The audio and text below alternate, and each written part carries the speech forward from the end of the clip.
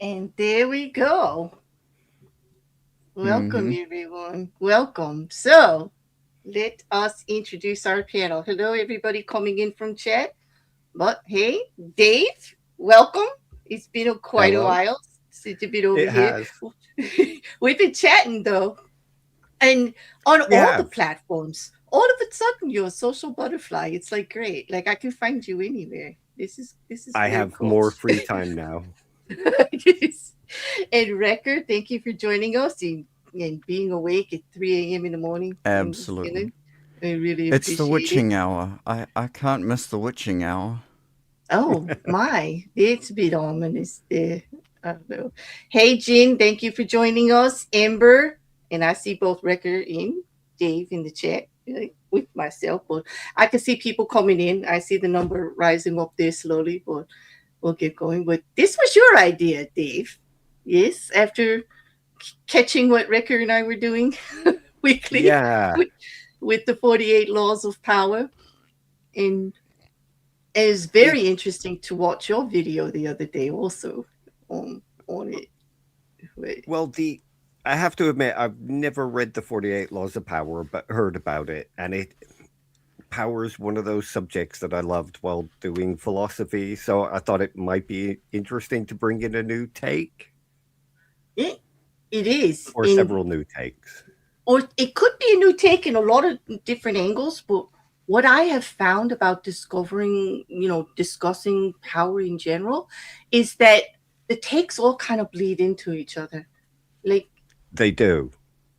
knowing that you're into philosophy, of course, I checked out all of the philosophers on it, just to brace myself. And I'm just like, this is what we talk about like every day, as regards to the definition of power, power with, power in, well, control. Oh, Yeah. but what did you want to focus on? Well, I just thought I'd break down a bunch of the different kinds of power that we sort of see. generally when most people think of power, they think of a couple of kinds of power, like the one you brought up, which was basically empowerment, Mm-hmm. which is sort of what the 48 laws were about, as far as I can remember. It's Oh, about how to take control of your life and it's like a no holds bar book on getting ahead and always putting yourself first. And it's a little rough, actually. I have my issues with yeah, it. Robert Greene does get into human nature and psychology with it, and we try to focus on why these things work. But would you agree, Rekkr, that it's a bit rough sometimes? It's focuses on more of a business angle and a real power struggle angle on how to get ahead. You know, What I see it doing a lot is it gives the reader permission to act very much in accordance with their own personal interests over that of anyone around them. hmm yeah, there's not a single mention of the greater good in the whole book. I could tell you that. Mm, Like, which is why I bring it up in every single weekend, every single Saturday, because yes, our we're covering it to just show the nuggets that are in there and why it works and how to protect people from people that are doing it. Because it's actually a masterclass in manipulation and coercion. Dave. It's absolutely. yeah, it, it it's the sounds whole very book. Machiavellian. It's very. It's all. It It's a cross between Machiavellian and the art of war. Mao Zedong, right? It's like that's what it mm, is. And we it's talk about. I I mean, you could really assign certain attributes to nearly every sort of um v- almost like almost like any of the pseudo stoic philosophers or um like the more I I guess totalitarian type Mm-hmm. talking heads. Yeah, Mm-hmm. Yeah, there's no leeway. Just like stay in their lane, and it's very black and white. You know, yeah, that sounds kind of rough to me. it is It rough. I don't know if you've caught any of the series, but I struggle. Like, yes, I'm being tortured on a weekly basis. if you yeah if you read it in a very if you read it in a very literal sense, it is brutal beyond belief. It is Mm-hmm. cold, uncaring, and soul destroying. Yeah. Oh, and the last Okay. one was on making taking control. Like we focus on using it for personal power, like taking control Mm-hmm. of situations and protecting our own boundaries, in our own self-respect, in building with our own self-confidence and leading unapologetically, as long as you're not harming others, unapologetically in your goals forward, and how to see when people are using these things against you and how you can use them, in a like a softer, kind of, kind of way. The last one was on um, irrelevancy as a strategy. Like, you get to pick and choose your battles. Like, just because somebody's tagging you into a bunch of stuff, you don't have to respond. Sometimes not, because as soon as you do, it's giving your power away. Like the conversation you were having on your channel about the woman who wrote the book about, you know, violence and power, and how Hannah Arendt. is yeah, and how as soon as violence is involved, you give power away. Yeah, When yeah. yeah, yeah. And it was funny because in the next week it was this chapter on irrelevant, in just even being out here on a social platform or dealing with the public in general. You're going to have people that are going to come at you for their own purpose and that, making things irrelevant and picking and choosing what you engage in. is can be a lifesaver. I know personally it's the only thing that kept me out here because I've had a rough go, over the last 5, 6 years. And there's no need to engage unless it serves your purpose because you immediately give power to whatever their agenda is. Yeah, and there's And a real emotional cost that goes with it, and yeah. like psychological cost. Yeah. Mm-hmm. Mm-hmm. Yeah. So how do you translate that into some of the philosophers that when you define power, like we focus on protecting our personal power and strengthening ourselves and keeping our boundaries and you know how That would how are you sort addressing it? uh, that's a very big question. The one you're mentioning sort of reminds me of Amy Allen's Power 2. Um, Mm-hmm. she's got a paper called Rethinking Power, I think, from 1998, where she Mm-hmm. discusses three types of power: power over, power to, and power with. And power to kind of speaks of kind of what you're speaking of, empowerment.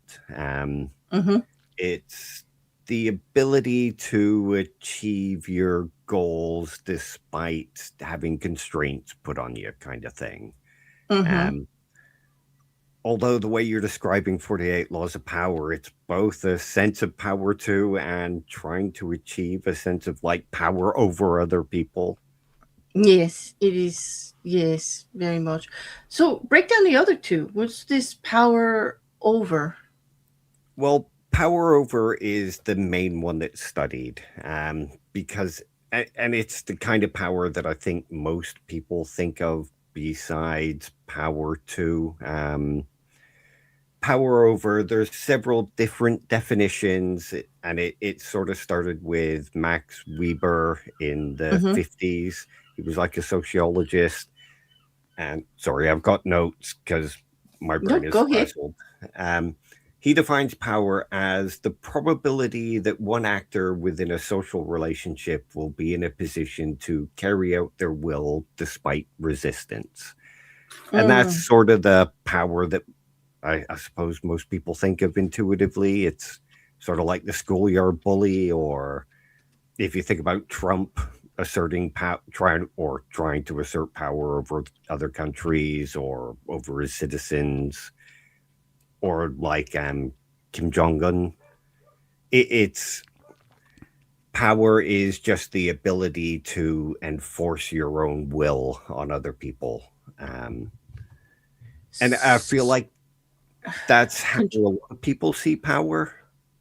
yes, because that would what in control. Like just to expand on that, that would mean uh control. That would mean authoritarian, people in power Y- over you, a boss, a Yeah, parent, a president, a yeah, you know, the law, it, the yeah, rules of basically. society. Yes, It it you know. whoever can force you to do what they want you to do, even if you resist. It's a Mhm. pretty common thought about power, isn't it? Like a Mao type person. Yeah, Yeah, but yeah. you sort of see it in everyday life too. Mm. Like Mm-hmm. your boss can get you to come in to work even if you're ill. Mm-hmm. Like he can threaten to sack you. It doesn't necessarily mean um, physical force, but your boss can No, say, "I'm going to coercive. sack you if Yeah. you don't." Yeah, yeah, coercive Yeah, force. coercive. Yeah, I'm coercive. so Kind of glad I like, don't live in a country like that. Yeah, what you same. do. Like My what you do bosses in a can get in way. so much trouble if they even hint at that kind of stuff in New Zealand. I will say they do have some wonderful employment protection laws there, but coercive could also be just how even in a friendship or any type of relationship, one person always seems to have a little more power. Power kind of it's fluid in a way like that, especially authoritative power. Like some Yeah, like for like the three of us up here, all three of us Mm. have a different confidence level in certain subjects, right? Yep. And so if that subject comes up, power is going to shift from one to the other to to whoever Mm. kind of has the power of the information, the power of the knowledge, and the self confidence, uh, Yeah. to speak on it, right? So like that kind of so it's not just coercive. It can be just, I guess, control is a better word, because control can be positive and negative, you know? Uh, Yeah. or even subliminal in a sense that it's like it's not so much a conscious understanding of who's got what power or where the power lies, but in fact just a tendency towards the presence of certain people having more authority in a situation irrespective of the context. Hmm. Yeah. And that's another way to think about power. It's who gets to shape the actual social structures and um, who gets the authority and that kind of thing. Hmm. And Mm. it's sort of how Foucault looks at it. It's power is something that exists within the structures of our society, within our institutions. They get to dictate who gets looked up to, who gets looked down on, and the Mm-hmm. information that gets out there, the information that you'll accept. Like if you think about a Christian cult, um, Yeah. the one with the Mm-hmm. power is the one who can get people to not listen to, say, scientists teaching evolution, or Mm-hmm. um, gets to con- convince people that anybody outside of their cult is demonic, or, just Mm-hmm. hates them, that kind of thing. And they do it in all different ways too, not just cult, but if you think about it, we are, what fascinates me about what you're saying is that as soon as you said it, what popped into my mind is we are actually learning about power and dealing with it from birth. Like we're there with our Yeah. parents, like, and we're being structured into a society. We're going through school and we're dealing with power structures of all different levels. And how do we get there? And that is why I concentrate so much on people building their own power, because by the time you get through all of these structures, um, it can be a crapshoot on how It can. strong your own personal power may be at the end of it. Yeah, I yeah, think absolutely. I Sorry, think Rekkr. a going on that on the sort of Christian cultish belief type thing. It actually sort of translates to just power in general, because in a way anyone who's perceived as having the more power, so to speak, is more often than not, at least in a sense, perceived to be I guess you could say, the closest to God in whatever respect that might be. Whether it is, if it's in a cult, obviously the cult leader is the closest to God. If it's in a Mhm. meeting, it is whoever's closest to the boss, who is essentially God in that situation. Right, Yeah. for anyone who believes, it would be the structure that exists, like the Pope. Mm. Like the Pope has so much more authority over Yep. Catholics in general, right? And so would be Mm. your priest or any leader in the Any. religious section. Yeah. But it's even in non-religious groups, That. like Yeah. any group that is together for a purpose. There's going to be somebody there who's like wielding the power, Mm-hmm. Yeah. whether it be, the administrator of the group, the person that's reinforcing the rules, setting the boundaries and the guidelines, Exactly. so yeah. So Yeah. so so I'm interested. This Foucault guy, right? Like he's got his own, like he has his own definitions on power. And they're not just philosophical. They're very, when I looked at it, Dave, would you agree they're very everyday? Like you said, we see them everywhere. They're very Yeah. And recognizable. they're things we generally don't pay attention to because we're so busy trying to fit in with those systems and live within them and just trying to get on with our day-to-day lives that we don't realize how all these things are structured. Mm-hmm. In, would you agree we feel them more when we go against the power structure that exists? In Y- the three of us Yeah, here, as non-believers, have probably maybe not yourself, Dave, because I did just watch your recent video that says that you never had to leave religion because you never really had it. You were like you yeah, didn't have to worry about it.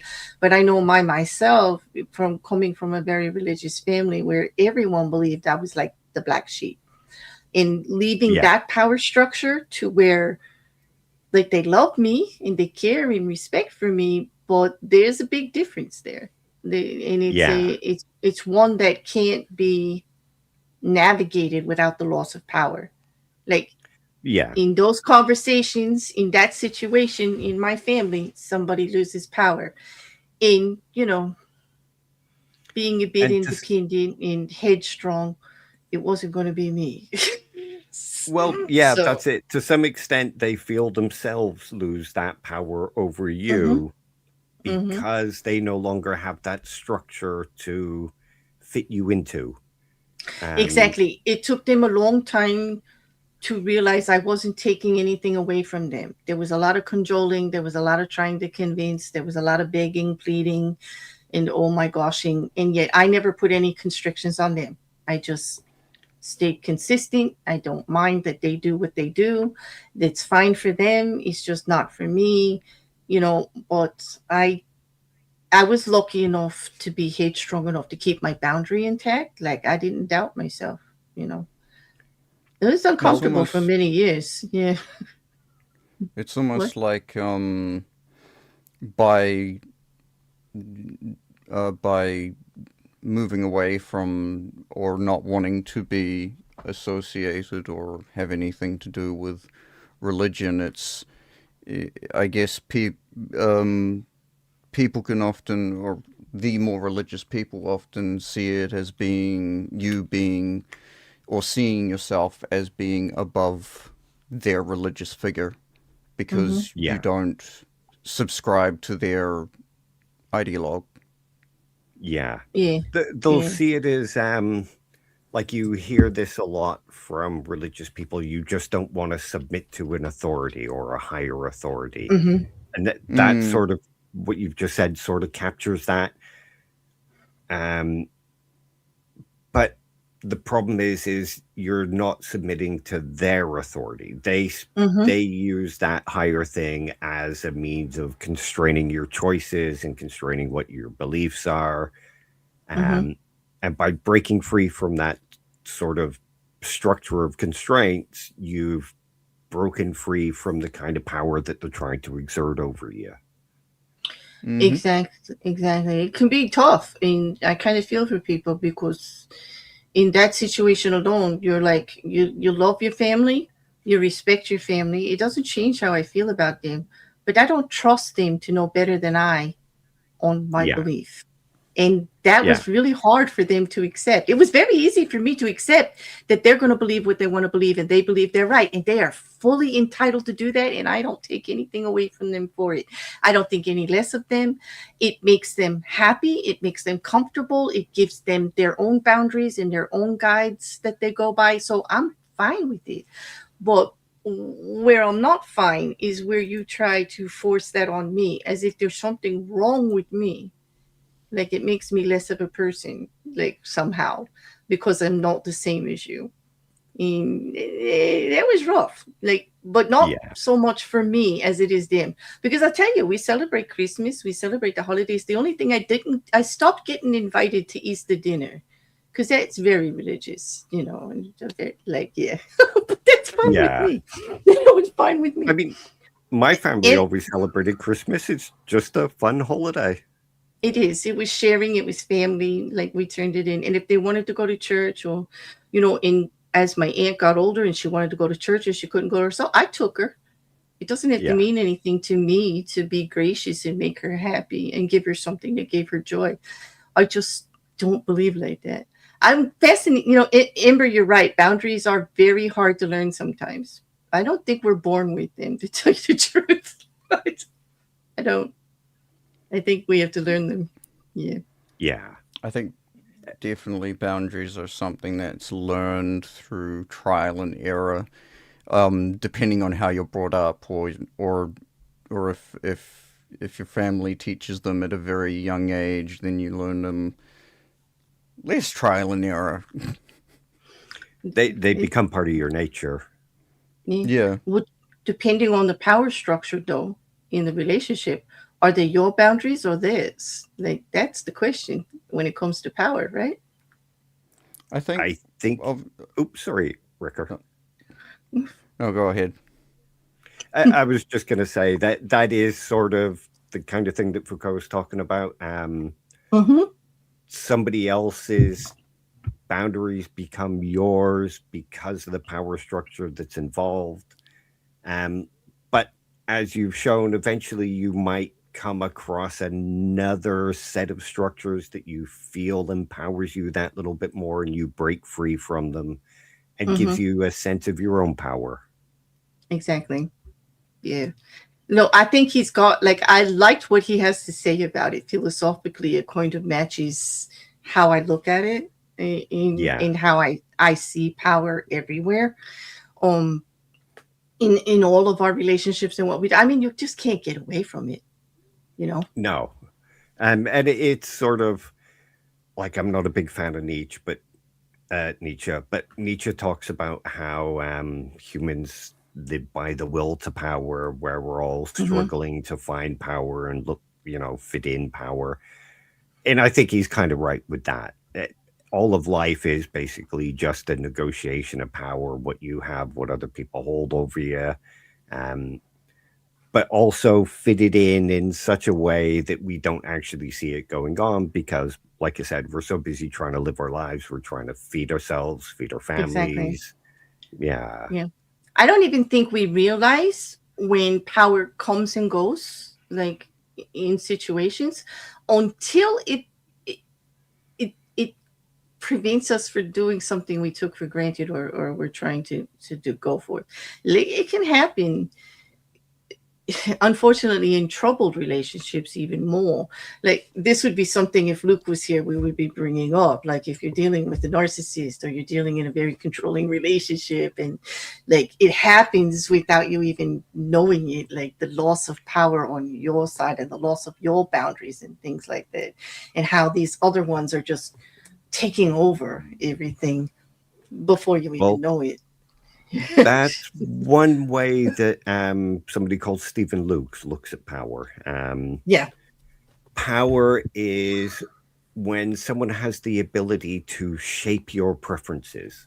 Um, and he can make you, or not just he, but I suppose they can make you want particular things and stop the true preferences that you might have. So, in like a narcissistic relationship, you might want to break free, but that narcissist will use his power to make you feel like you can't. So, your preference for breaking free stays hidden, and what becomes your preference is to stay with that narcissist. Mm-hmm. Yeah. Mm. And Amber brings a very good point about the will here. This is always a subject with me. But I don't know. She says, I don't know if the will to power thing is true.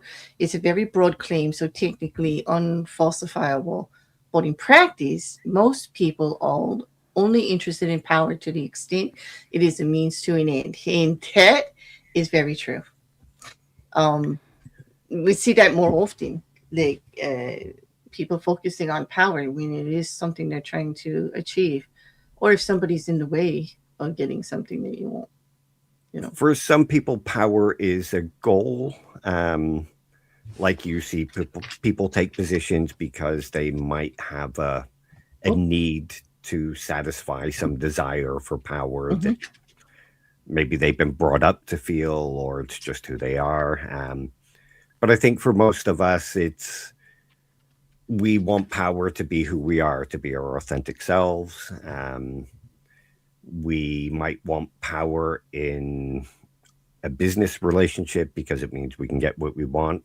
Power is Mhm. just a ballet, I guess, like a negotiation with everybody else in our day-to-day lives to, Mhm. like Ember says, it's a means to an end, but there's also more to it than that. Mhm. No, I definitely get that. I definitely get that. I think it's it gets complicated. Like some people are afraid to actually check out like what everybody is saying about power with or even looking into the philosophers on some of these great subjects, but they actually drill down to everyday life a lot Yeah. more than people would expect. I think sometimes we sit here and think it's like some highfalutin line, like who's got time for that? Like I've got to feed the kids, I got to take the car in for service, I've got to study for my class, I've got an exam coming up, I got to get ready for work. But it's interesting because it is really drills down to just everyday existence in life and just a way to explain a lot of the things that we go through Yeah. regularly. And And power and like struggles are constant. It's a they constant. are, yeah. Mm-hmm. Um like I kind of feel the same about philosophy. I've got a couple of degrees, and there is a difference between like the highfalutin philosophy that you talk about. Some of it is kind of unnecessary for the everyday person, but there is a lot in there that, like this stuff about power, that is good for everyday people to understand. And I feel like that's the more important philosophy. It's why I kind of prefer the Hmm. existentialist philosophers, because it's more about living a life. Yeah. Welcome, Marty. The problem with power is that it is, oh, where did it go? Is that it's often a con game. Fake confidence, be an asshole, get power. Hey, now you're talking the 50th law with 50 Cent. Yes, definitely. Mm-hmm. That's Green's way. That is Green's way. One of his laws is fake it till you make it. And, dominance. The harsher aspects of power. But I don't know. Like, I don't think it's always that way. I consider myself pretty powerful in my right. Like, Yeah. I'm not afraid to walk into a room, and I'm pretty sure I can make the room change when I get there. And to me, Yeah. that's power. I mean, it sounds arrogant. I really don't think it is. I don't think self confidence is necessarily arrogance, unless you don't have anything to back it up. you know, Yeah. then yes. But self assurance, self respect, knowing yourself well enough that you know where your boundaries are. You know what you can and cannot do. Really important and extremely powerful. Those are the what I call the life skill kinder aspects of Yeah. power. I don't crave power, but I'm not afraid to recognize it either. I don't crave it. I don't Mm. need it. I don't need it. You know, Sort it's of not the like I power of need it like ice authenticity. cream. Yeah, well, yeah, yeah, in a way. I mean, I need ice cream more than I need power. Yeah. you know. Um, it sort of fits into the um, talk about Amy Allen. She kind of comes at it from like a feminist angle, where it's about the interplay of dominance and freedom in a society that's very male dominated. But that's sort of the thing that she's talking about. Mm, Even when surrounded by people trying to constrain you and trying to teach you that you're less, you still have the power to be your own authentic self and to go after the goals that you want. It's not so much a power of dominance, but a power of taking control of your own destiny, I suppose, for want of a better word. true. In a way, the power of freedom of movement. You Yeah. Mm, you have you have I that's sort of a way that I like to see it is power is primarily the amount of freedom you have to move within the reality you have either constructed or is constructed around you. mm, Yeah. I think that's a pretty good definition of power as well, especially at a ground level or like a lived experience level. Mm. Mm. Being the only American up here, I'm going to say something that's probably not going to sit too well, but that thing that you just said, Record, is a big thing in America because, like, um, Americans in general, don't get mad for me, people, for speaking for all of us. I know how different we are, but yeah, I'm going to bite the bullet anyway.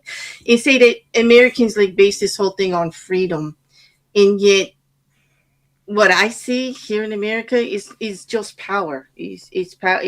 Yeah, It's consuming, all consuming power, and it's not necessarily the freedom because, in my humble opinion, power is very constraining. You think yeah, you want it, and then you get it, and then what? It depends on what kind of power you have. Do you have power over other people's lives? That can be scary. That can be yeah. pressure. That can be confining and restricting and just a delicate I situation. You know, so yeah, that I thing think about that power and freedom, like that hits home as an American pretty harsh. I Can I just put I this up think 1 second?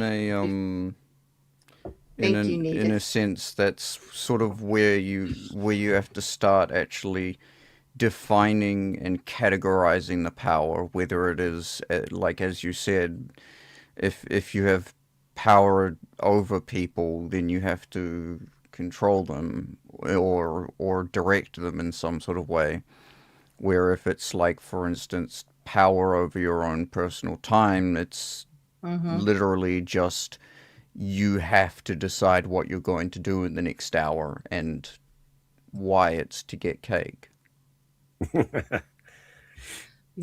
This is true Oh, now too. I'm hungry. So I or know ice cream. some are granted power through no effort of their own, looks, height, demeanor. Yes, Mm-hmm. or jobs. Getting that top notch job because of who you're related to. But can you keep it? That's what I love about power. Power is always out of balance and always resituating itself. I'm trying to look for the right words, but it's fluid, Renegotiating. renegotiating. There you go. It's fluid. I mean, you can get that top CEO job out of nepotism because it's your uncle's, company and you just got it. Are you going to keep it?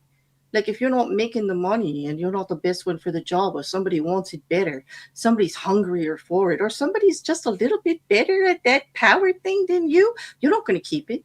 That power thing is very, like you said, it moves. It's a Yeah, constant moving, so it's a constant moving target. Yep. It's You can have the best spawn RNG in the entire world, and if you don't know how to use it, you might as well have just been born in a third world. yeah. yeah, yeah. It's true. Oh, in Marty That says it. sorry, I just realized Unfortunately, gender. that's a gaming term. RNG is Yeah. random number generator. It means like Hmm. just roll of the dice. Hmm. I'm For gonna say, anyone that might not know. yeah. You know what, Marty? I know you say unfortunately gender, and you would think that I would be like, yeah, like because I did live under that, and I've worked through my career with unfortunately, gender being an issue on the jobs that you got. But I actually see that turning a little bit like now. see, I see the struggle being like so much more on all sides. Because it's not as big a thing. There's just as many young men that are being pushed out. Uh, uh, Unfortunately, having brothers and all, and watching the struggles of many of my friends, like wow, it's kind of opened up my eyes. Like, I like think the amount of different kinds of power has expanded. Where it used to be almost not literally monolithic, but in a sense it was very specific. It was very like there was a there was a general power that only certain people had. Now it's become a more spread out. Like Mm-hmm. this maybe this group of power has this group of people has more power in this particular area, or this group of power is more. This group of people has more power in that particular area. Like job titles, like an engineer has more power within their field of engineering, where a businessman has more power in the business world. Yeah, Yeah. but it's all based on knowledge and information. We all know Hmm. that's in power in itself. That's a whole nother conversation. Like, I believe Yeah. information is power, knowledge Yeah. is power. I say that all the time. Like, you got to prepare yourself. Uh, Amber, that's a great point there, but I'm not putting his name up here. But I read what you say there in the chat. Like, but I well, hate mentioning him. He derails my streams constantly. But here's the thing. On that point, it's not just him. The difference in the power in opportunities in the unfairness of things in America based on, like, say, the top, let's just say that really nasty number we always say, the top 10%, like, who are they, what are they, whatever. We just know they're up there. We're never going to reach them. We're never going to have the opportunities that they have. It doesn't matter if you're the smartest in your class. It doesn't matter how good you do. We ain't getting there. Like, there's such a big difference now. We ain't never getting there. The advantages that that person you mentioned had are just not available to any of us. Any of yeah. us here, actually, and unfortunately actually, any of us in the chat, like, that I can, it, yeah. it's not so much the 10% that's becoming more unachievable. Surprisingly, the 10% is becoming more achievable. It's actually the more when you're touching the 1 and 0.1%, where it's Mm-hmm. becoming next to insurmountable in every aspect unless you are born into it Mm-hmm. Yeah. or And incredibly lucky. I would say internationally, Amber is right that that person is the poster boy for bulletproof privilege. Because I mean, how do you have 3,300 lawsuits against you, 18 failed businesses, 19 bankruptcies, not be able to actually do anything with a charity, actually have SA actually charges against you, and still get voted into the highest office in our country? I mean, come on. Like, that's bulletproof. Like, nothing. That's the That's power to shape the bulletproof. narrative. I mean, No, well, it's yeah. clearly proven the old saying that anyone can become president now. Yeah. No, it's actually proof that, P.T. Barnum was onto something.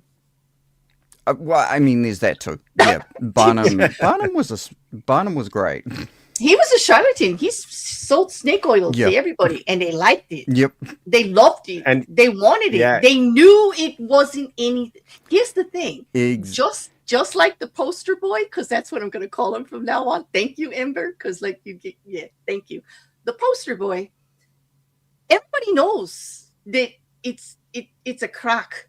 Everybody knows it's BS. Everybody knows it's a game. Everybody knows he doesn't believe a damn thing he says. Everybody knows he's not going to do anything that he damn says. But they just want to buy it anyway. Just like P.T. Barnum. Everybody knew that snake oil had nothing in it. They knew it was a gimmick. They all just bought into it. It was like the whole crowd. They just wanted it. They just loved it. And they knew it didn't do a damn thing. And they just kept coming back.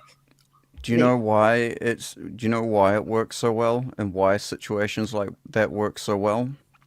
It's not. It's not because of any other reason than people like P.T. Barnum are really good storytellers, and yeah. people will buy almost anything as long as there is a good story attached to it. And I would put money on that. I Hmm. I can prove it as well, actually. That's a whole nother conversation. You know, narrative as power. Like, what? Oh my. hmm But I guess we That see it all the time in politics, don't we? Yeah.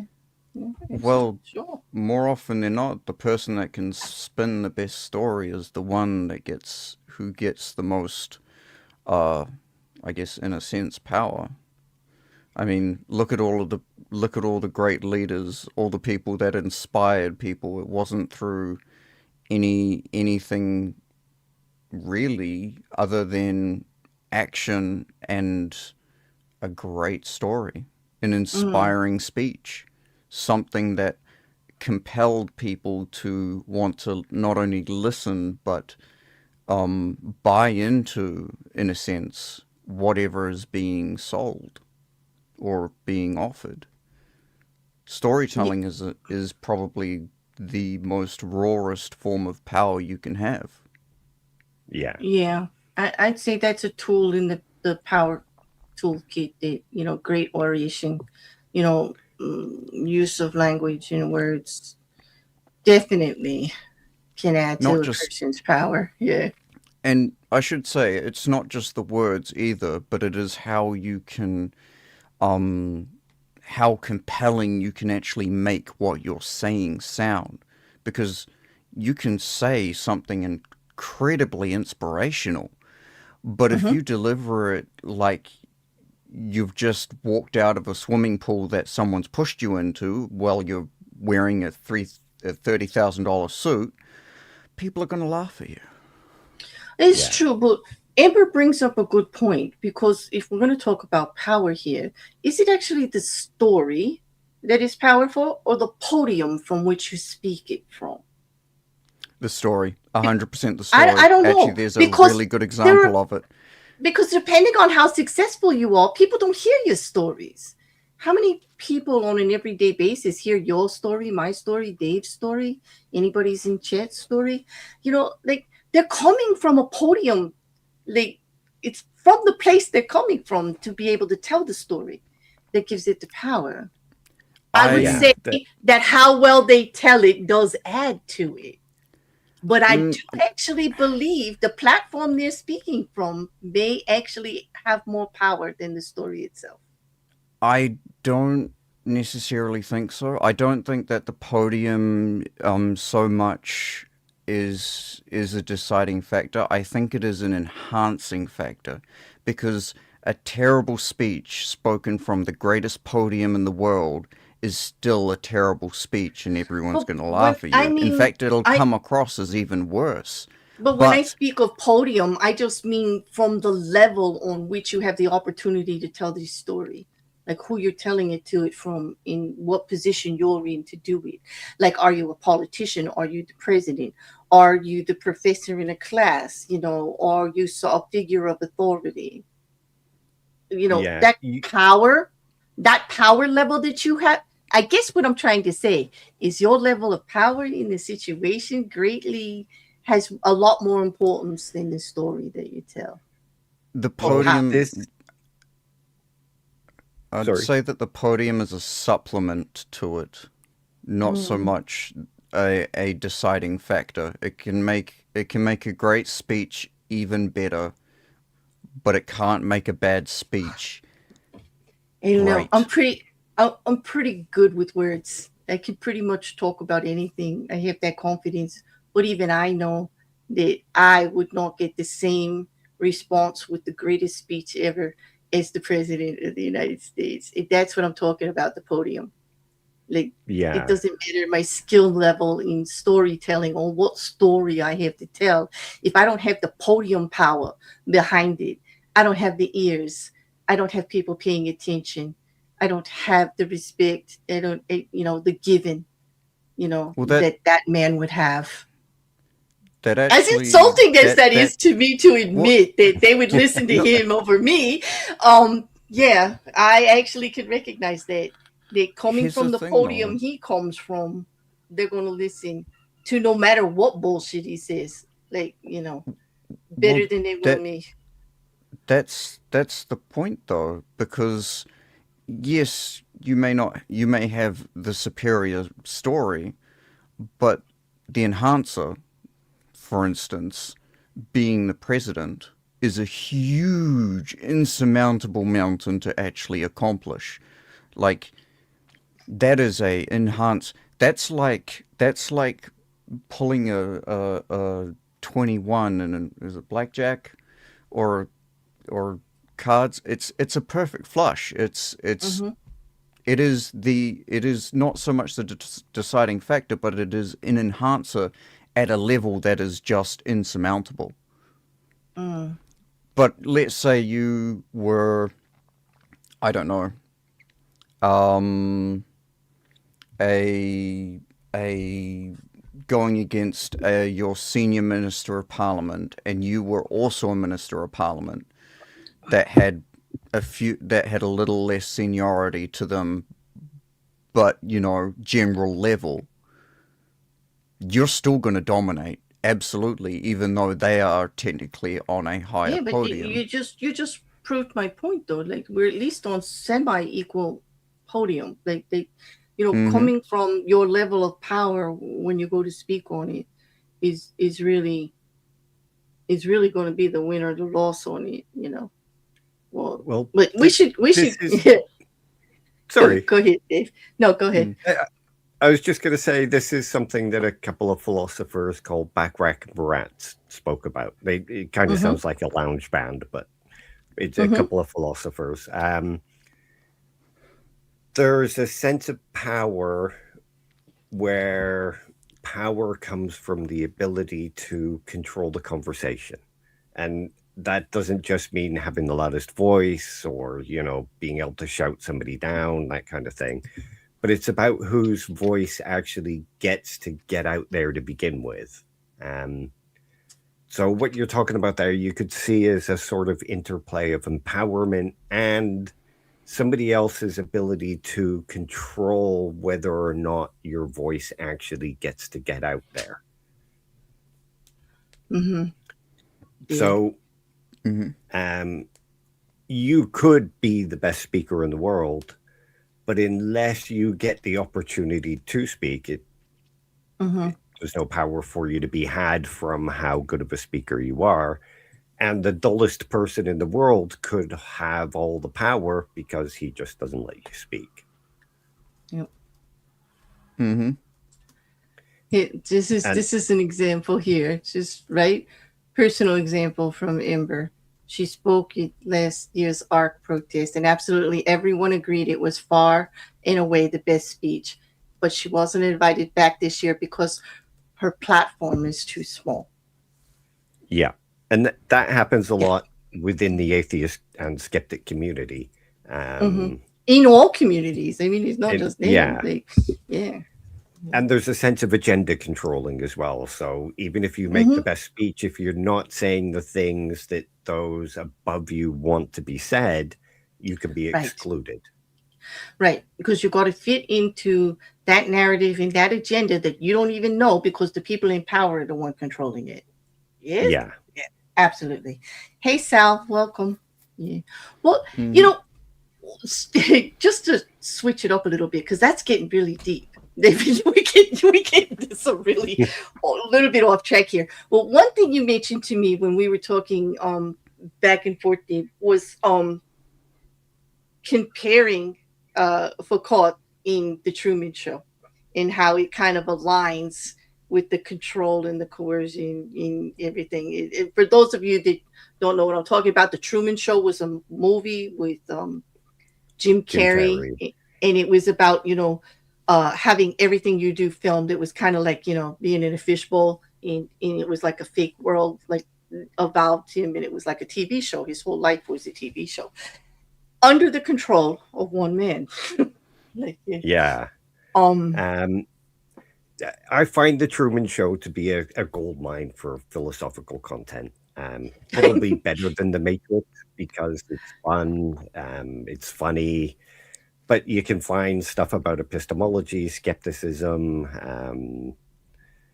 power, uh, identity, all that kind of stuff. And the Truman Show has loads of examples of this. Like, if you think about power over as something like being able to make someone do something mhm, um, against their will, even resistance. You see it in the Truman Show when he's trying to escape, and you see the director like throwing everything at him, trying to capsize his boat. So Exactly. there's an Yeah. example of that power in there. Getting him to do stuff he otherwise wouldn't do. There's a scene where he he wants to become an explorer. Um, and the teacher's like, no, you don't want to do that. All the world's been explored already. Just go back and do your thing. Mm-hmm. He wants to leave the sea haven, so he goes to the travel agent, and the travel agent's like, no, we don't have any places to go for at least a month. So he's making Truman do something that he wouldn't otherwise do, which is give up and stay in Sea Haven. Mm-hmm. Uh, So even though it's like it's his nature to want to explore, to go out, and he keeps coming up with all these things, and there's always an obstacle. They're always yeah, putting all these things. They're kind of wearing him down. Um, yeah, and Manipulation, coercion, opportunity. They yeah, just and he doesn't even see that going on because he's so caught up in the illusion built for him by Christoph, the director. that's the yeah, that's the fascinating part is that it takes him so long to get a clue about these, like because Yeah. he's just so used to everything he does being monitored, controlled, and watched. Well, he It's doesn't like even know he's being monitored and watched. He he's it, been it, trained to self-regulate himself. So, like when the light falls down um, from the stage or the mm-hmm, overhead, a news report goes out that a bit of a plane fell. So he's kind of trained to see these weird things as just normal and to write them off as something yeah, else, the automatic which is acceptance. He never doubts. He doesn't doubt anything. He- he's got no reason to because everything's normal. His entire outlook on life has been shaped by the director of the film. So mm-hmm, you could only see these things as odd because you haven't lived that life. But the director has had so much control and power over him. He has created Truman. And it's not until um, everything starts to break down that Truman, his true self, doesn't actually come out. mm-hmm. It's kind of a great also a case not only philosophically but psychologically and in human nature because like Ember said, like there's a lot of speculation that maybe he always knew, but he desires it this way until it becomes undesirable, just like we all do. Like as long as everything's fine, everything's good, don't make waves, don't change it, like don't until it just doesn't work for us anymore. Yeah. And again, that would be a sort of sense of power over him Mm-hmm. from the director because it's like, well, look, you're living a good life. Why rock the boat? Exactly. Mm. Like why give up the certainty for the uncertain? Like why Mm, give up what you know is what you know you have in what you know like you've got around you for the possibility of something uncertain or different, and yeah. for what is the gain going to be worth it? Like there's definitely shifting in power there. Like Yeah. And I yeah. think he even says that at the end. He's like, don't go out the door. You don't know what's out there. You have a good life. You're better off staying here. That's the director trying to put constraints on him and trying to shape his narrative in order to maintain that control um, because he's clearly lost the power in that relationship by that time. Hmm. It is. It's a Yeah. great movie though. I Yeah. just liked how it just really sucks you in all the way through. Like I'm rooting for him at the end. But Yeah. like, Yeah. hmm, It's the hero arc. And yeah, I definitely. always well, I sort of like when I watched it first, I obviously you don't notice what's happening to begin with, but I sort of came to look at it in a way as sort of an avant-garde coming of age story where it's more Yeah. where Truman in a sense, like when you grow up, you start to become more self-aware of not just who you are as a person, but the outside, the outside viewing you, how the outside actually views you, and Yeah. how you can not only do you start to notice that, but you actually start to have the maturity to actually interact with the outside in a sense that, wait a minute, I have control over this kind of thing, and people can't necessarily dictate how I move. Mm. Yeah. And I, that's another sense of power, which is the empowerment. Mm. mm, yeah. So, what else did you want to bring to us, Dave, in regards to this power discussion with philosophy? Um, there's quite a lot that could be gone into, but I think Mhm. we've covered quite a good amount here. Um, I and I it's actually been an I think interesting we did. discussion. It is, Mm-hmm. and I'm sorry, we do tend to get on tangents if something interesting comes up, but I think you're used to that from The being best over kind on of Answers and conversation. Reasons. They are the ones that are fluid and flow and involve everybody. But yeah, Yeah, um, if they're too rigid, it's boring. it is. But I'd love to have you back Yes. if there's more you want to go into on those. Like in any definitely anytime.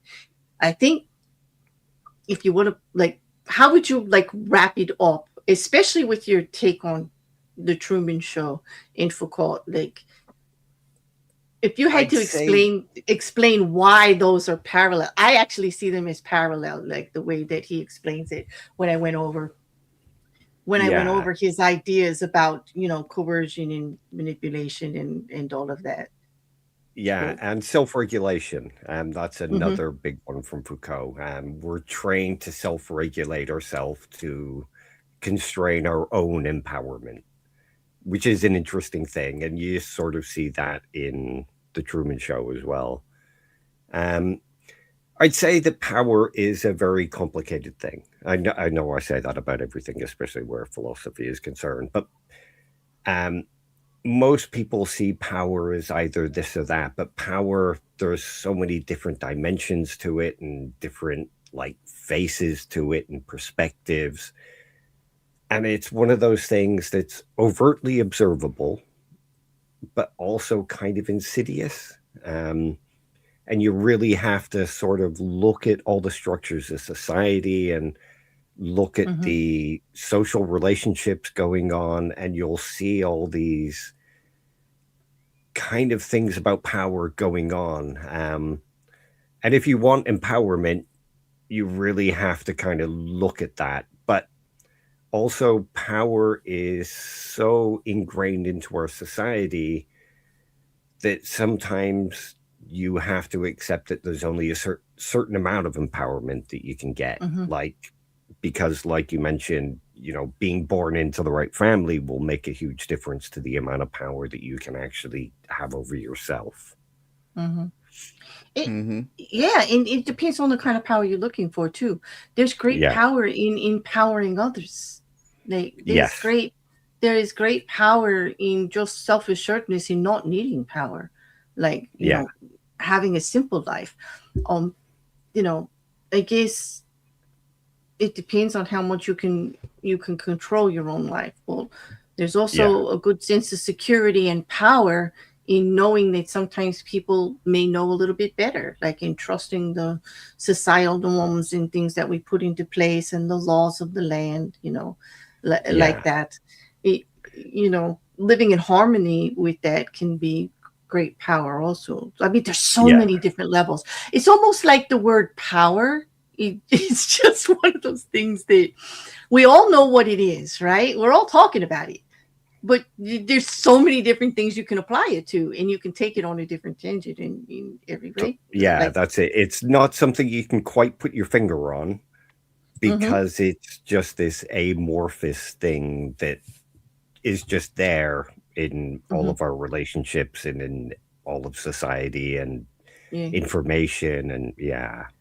Yeah. I Yeah. think Yeah. one of the biggest issues with trying to talk about power is that it falls perfectly within in the middle of it is there is a objective power, but there is also a huge amount of subjective power as well, Yeah. which means Mm-hmm. that you can you can easily start a conversation about power in general, which is whatever dominance over or um the control or whatever you want to frame it as over anything in particular. But then you've Mm-hmm. also got abstract the abstract power of where that reaches, who that might affect, how that Mm-hmm. affects yourself, and how that affects your instantaneous environment. Yeah. Yeah. Yeah. Oh. Couch, I had missed this before. I'm sorry. I'm sorry, Rocket Couch, but he gave a positive example about what we were talking about power and podium. And he said, if I may give a more positive example, a month ago, I went to a gaming convention in Edmonton where a friend of mine was releasing a new indie game. And they let him, out of all of their presenters, have the final speech on the big stage, followed by 30 minutes of live gameplay, which no other presenter got. Not because of the speech, but because he made something actually cool and people respected that. I like that. Nice. I Yeah, like that. nice. That's actually great. What's the game? Yeah. Post Yeah, it. Post it what up. is the game? Yeah, we want you talking to the gamers up Come here. on. Yes. You Now we you want to play it. now Yeah. you need to tell us now. See, now he's got the power. Yeah, Yeah, exactly. absolutely. He did. That had to be and that was a very powerful moment for him. I hope he takes it and it builds his self-confidence and his personal the court. power Wait a minute. I've right heard of there. that game. Yeah, you have? Yeah. Yeah. Oh. Calling game. Oh, what was it? Yeah, was it the survival game? I think that does sound like the survival game, doesn't it? Yeah. Or was it? No, it's the PvP anime game. What? Wait, is that it? The PvP anime game? And give him a moment to answer. Ember, don't worry about tangents around here. Like I just can't help myself sometimes. You're not a bad influence. We welcome them. Tangents Yeah. are It just is it. I another thought word so. for good conversation. It is the It same is. game. Yeah. I see. I fully understand why he got to speak and why he got to show all that gameplay. Yeah. I'm sure everyone enjoyed every minute of every second from that 30 minutes. Okay. Now you're going to have to show me, Rekkr. You're going to have to show me this calling game. Yeah. Yep. I'll show Yeah. you after the stream. It's an anime game. It's probably not Yeah. appropriate for this conversation. No, yeah, well, that's true. Welcome, Bliss. We're just getting ready to wrap up a little bit here. And probably, if you're up for it, Dave, we can have another one like in a week or Oh, two yeah, yeah. if you still have time. And I do it again. have lots of free time now until October when uni starts again. So, yeah, whatever you want to You have me got back such a on. longer break. Rekkr just went back. He had like Oh, 2 or I'm 3 weeks off, jealous. and he just went back. He's got to go till the end of When, November. But oh, yeah, that's harsh. Yeah, no, I yeah. had my final exams for this year up to the middle of June, and now nothing till October. Hence me pumping out lots of content on YouTube at the moment. Which is great. Like I've missed you guys. I've missed you guys being out there as a group. But I do enjoy your content too because I like the way you just really calmly lay everything out. And it's really digestible, especially the one you did yesterday. I enjoyed that immensely. Yeah, Yeah. I'm trying to But, do more stuff about living as an atheist. Because I feel like in the atheist community, there's a lot of stuff about deconstruction, but nothing about how to reconstruct. if that makes sense. reconstruct just day-to-day living. Yeah, like Yeah. yeah, yeah. Like yeah, I find it hard sometimes to fit in with that because a lot of the conversations I've been asked multiple times to come and speak about my deconstruction, and I'm like, what deconstruction? Like, Yeah. I just, I didn't really have one, so like, Well, it's a little, neither did I. yeah, it's just what I just firmly believe, like all along, like Yeah. it's just that's the way it was. Yeah, I hope you do rewind it, please. I hope you do. I think you might enjoy it. So I think we're gonna wrap this up because it's a good place. There's a little stall there before we get into another hour-long conversation off on Yeah. a Mm. different tangent. But I did want to mention they both, Charlie Dave's channel link is down below. Please go check out his channel for some talk on philosophy and different subjects. He's going to be doing a power series of his own, aren't you, Dave? I I am. think, Yeah. Like a it, supplement to this where I break it, the ideas down and name all the yeah, philosophers in the papers. yeah. That should be out on Friday. And it's a very comfortable way to learn about some of the principles and some of the ideas these philosophers have.